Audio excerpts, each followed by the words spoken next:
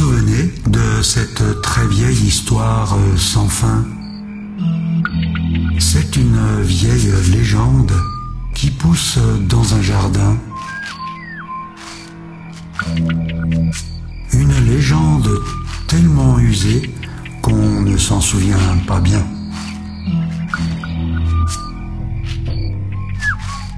C'est l'histoire d'un arbre.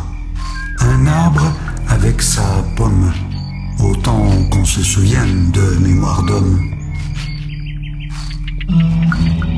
Ce pommier est juste au milieu du jardin.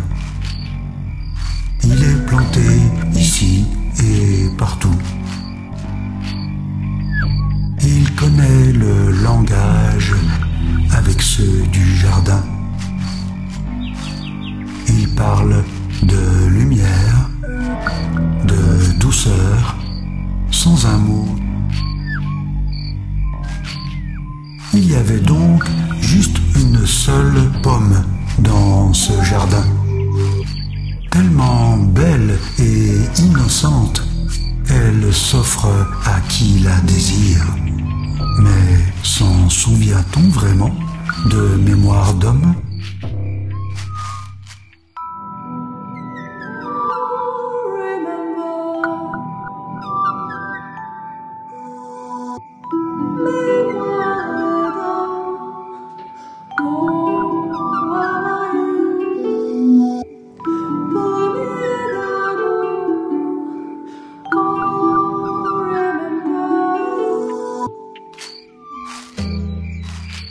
C'est aussi l'histoire d'un serpent. Autant que je me rappelle, il est séduisant. Il se love, il est envoûtant. Il fait des choses bizarres avec sa langue fourchue. Mais qui sait où il va? Le serpent plaisait beaucoup à la femme. Parce que dans l'histoire, il y avait aussi une femme, en couple avec l'homme. Ils étaient tous deux assis au soleil. Ils regardaient les yeux voilés, le jardin, la pomme, le serpent, et ils écoutaient. La femme aimait le serpent.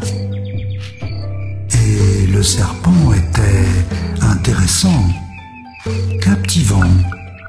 Il murmurait des mots dans la tête de la femme.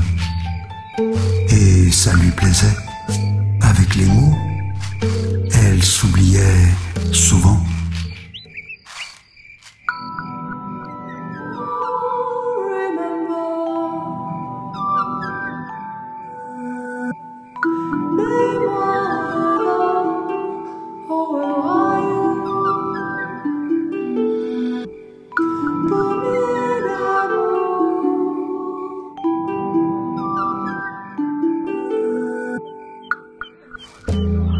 Il y avait aussi un grand vieillard barbu qui demandait à l'homme: Où es-tu, l'homme?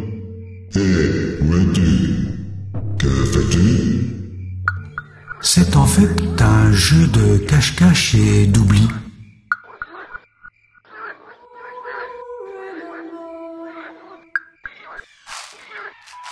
Pendant que le serpent habillait la femme, il ne savait plus où il était, l'homme. Normalement, le grand barbu, il sait tout, il voit tout. Alors, l'homme, effrayé, lui répond que c'est la femme qui, elle, dénonce à son tour le serpent, qui lui accuse la pomme. Comment savoir? Le serpent est tellement convaincant. Depuis cette histoire, le grand barbu ne parle plus aux humains. Ou alors, ils sont devenus sourds. Sommes-nous devenus sourds?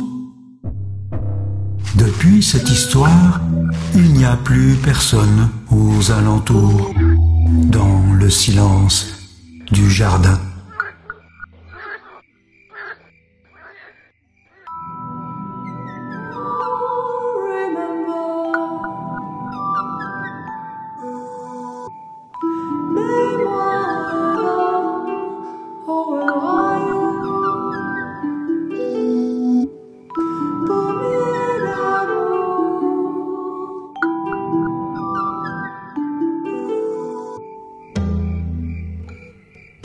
Aujourd'hui, j'ai désiré parler à mon pommier.